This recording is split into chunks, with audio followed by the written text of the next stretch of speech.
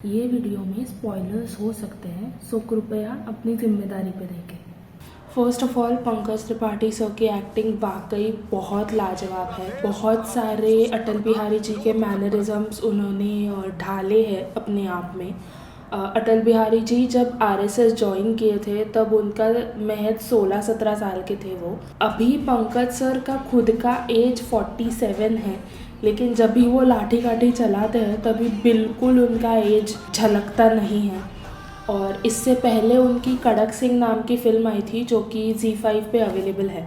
इस फिल्म को रवि जाधव सर ने डायरेक्ट किया है, जो कि मराठी में बहुत बड़े डायरेक्टर हैं। उन्होंने पहले टाइम पास, बैंजो, बालक बालक ऐसी बहुत सारी मराठी फिल्में डायरेक्ट कर चुके हैं वो, और इस फिल्म में भी उनका डायरेक्शन काफ़ी बढ़िया था। ये पूरी मूवी का रनिंग टाइम 2 घंटे और 17 मिनट का है। थोड़ा और अगर रनिंग टाइम बढ़ता तो कोई दिक्कत नहीं थी, काफ़ी छोटा रनिंग टाइम है। मूवी इंटरवल से पहले 2/3 पोर्शन कवर कर लेती है, इसलिए इंटरवल के बाद मूवी कब शुरू होती है और कब ख़त्म होती है वो पता ही नहीं चलता। इस मूवी में अटल बिहारी वाजपेयी सर के बचपन से लेके कारगिल वॉर तक का समय दिखाया गया है। बहुत सारे रेफरेंसेस को बारीक डिटेल से दिखाया गया है, जैसे कि कैरेक्टर्स के पोशाक, कैरेक्टर्स का मेकअप, सराउंडिंग्स जहाँ पे वो है, वो सारी चीज़ों के बहुत डिटेल्स नोट डाउन किए हैं और वैसा ही दिखाया गया है। दूसरी चीज़, वाजपेयी सर का जो बचपन दिखाया है वो काफ़ी छोटा दिखाया है, काफ़ी कम है। ऑलमोस्ट 5 से 10 मिनट ही उनका बचपन कवर किया है और बाद में पंकज सर की एंट्री होती है। अननेसेसरी सीन्स बिल्कुल नहीं डाले हैं जिससे कि टाइम वेस्ट हो। पूरा फिल्म एक इंसान की ज़िंदगी पे बेस्ड है, पूरा हिस्ट्री फिल्म है। इसमें कॉमेडी और एक्शन बिल्कुल भी एक्सपेक्ट मत करना। एक हिस्ट्री चैप्टर की तरह पूरा मूवी स्ट्रीमलाइन चलता रहता है। टिपिकल बॉलीवुड मूवी की तरह कॉलेज रोमांस दिखाने का कोशिश किया गया है, लेकिन वो एक गाने तक ही सीमित है, which is a very good thing. Emotional high point movie में ना के बराबर है। काफ़ी इमोशनली प्लेन मूवी रहती है, अप्स एंड डाउन्स बहुत कम है। पूरे मूवी में 4 से 5 गाने हैं जो सीन्स के साथ बैकग्राउंड में बहुत अच्छी तरीके से मिक्स होते हैं। पता ही नहीं चलता कि कब गाना शुरू हुआ और कब ख़त्म हुआ। और उन गानों में से मेरा सबसे फेवरेट है देश पहले वाला गाना। बहुत सुकून मिलता है वो गाना सुन के। गांधी जी के हत्या के बाद वाले दृश्य भी काफ़ी अच्छी तरीके से दिखाए गए हैं।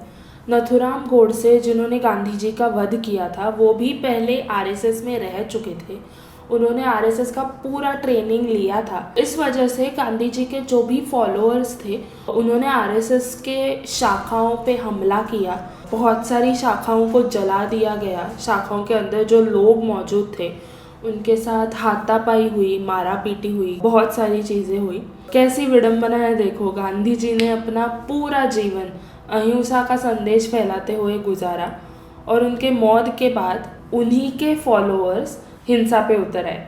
मूवी बहुत अच्छे से ऑडियंस को हुक करती है। मतलब मूवी ख़त्म होने के बाद ऐसा लग रहा था कि और कुछ सीन्स देखने की इच्छा हो रही थी। ऐसा लगता है कि मूवी ख़त्म ही ना हो, वाजपेयी सर के भाषणों की तरह। और हिस्ट्री को दिखाने का काफ़ी अच्छा तरीका है ये। आरएसएस और बीजेपी दोनों के हमें ओरिजिनल स्टोरीज़ पता चलते हैं कि कैसे उनकी शुरुआत हुई, कहाँ से वो लड़ के यहाँ पे आए हैं, अभी जो मुकाम पे है वहाँ तक पहुँचे हैं। उस समय में कांग्रेस के खिलाफ खड़े होने के बाद उनका क्या हश्र किया जाता था, वो सारी चीज़ें भी बहुत अच्छी तरीके से दिखाए गए हैं। हमारे जनरेशन के लिए तो ये सारी बातें काफ़ी नए हैं। शायद मम्मी पापा के जनरेशन को पता हो कि उस समय एक्चुअली क्या हुआ था। इमरजेंसी के वक्त का भी काफ़ी कम समय दिखाया गया है। लगभग 2 साल की इमरजेंसी को 2 मिनट में ही ख़त्म कर दिया। आरएसएस के और अपोजिशन पार्टी के बहुत सारे लोगों को बिना मुकदमा चलाए सीधा जेल में डाल दिया गया था। उस टाइम वाजपेयी सर को भी जेल हुई थी, लेकिन उनके तबीयत के कारण उनको दिल्ली अस्पताल में शिफ्ट कर दिया गया। लेकिन थोड़े समय के लिए वो जेल में थे। तो उनको कौन से जेल में रखा था, उनके साथ और कौन कौन थे, उनके साथ कैसा सुलूक हुआ था वो जेल में, वो कुछ भी दिखाया नहीं गया है।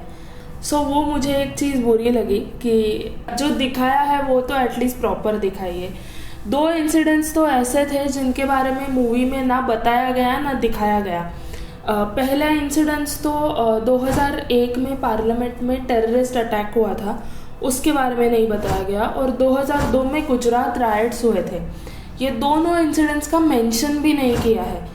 मस्त ऐसे एग्ज़ाम के टाइम पे हम नॉन इम्पॉर्टेंट चैप्टर्स को कैसे ओमिट कर देते हैं, थोड़ा कम पढ़ते हैं उनके बारे में, वैसे इन 2 इंसिडेंट्स को ऐसे मस्त ओमिट कर दिया गया है, एकदम अंडर द रग रखा गया है, जो मुझे थोड़ा खटका। मुझे थोड़ा ऐसे लगा कि छोड़ दिया ये 2 इंसिडेंट्स को, ये हुए थे, बहुत बड़े इंसिडेंसेस थे। ऑल इन ऑल थोड़े डीमेरिट्स को छोड़ के मूवी काफ़ी अच्छी है। कुछ नहीं तो पंकज त्रिपाठी सर की एक्टिंग को देखने के लिए तो चाहिए ही ये मूवी में। मास्टरपीस एक्टिंग की है उन्होंने। बहुत अच्छे मैनरिज्म्स अटल बिहारी जी के पकड़े हैं। हर बात पे उनका मुंडी हिलाना, ज़्यादा से ज़्यादा आँख बंद करके कविताएं सोच के एकदम समझ के बोलना। Do not miss this opportunity. अगर आपको छुट्टी हो, सैटरडे संडे हो, कहीं बीच में छुट्टी मिले, प्लीज़ ये मूवी थिएटर में जाके देखिए। स्ट्रीमिंग प्लेटफॉर्म पे तो आएगी ही ये मूवी 3-4 महीने में, लेकिन इसको थिएटर में बहुत ज़्यादा प्यार दिखाइए। एक कॉइन का दूसरा हिस्सा, दूसरे बाजू का सच हमें देखने मिल रहा है। अगर आपके छोटे बच्चे हैं तो उनको स्पेशली ये मूवी देखने के लिए लेके जाइए। उनको तो सारी चीज़ें नहीं होंगी, लेकिन आपको भी कुछ चीज़ें अलग से पता चल सकती है जो आपको भी पता नहीं थी।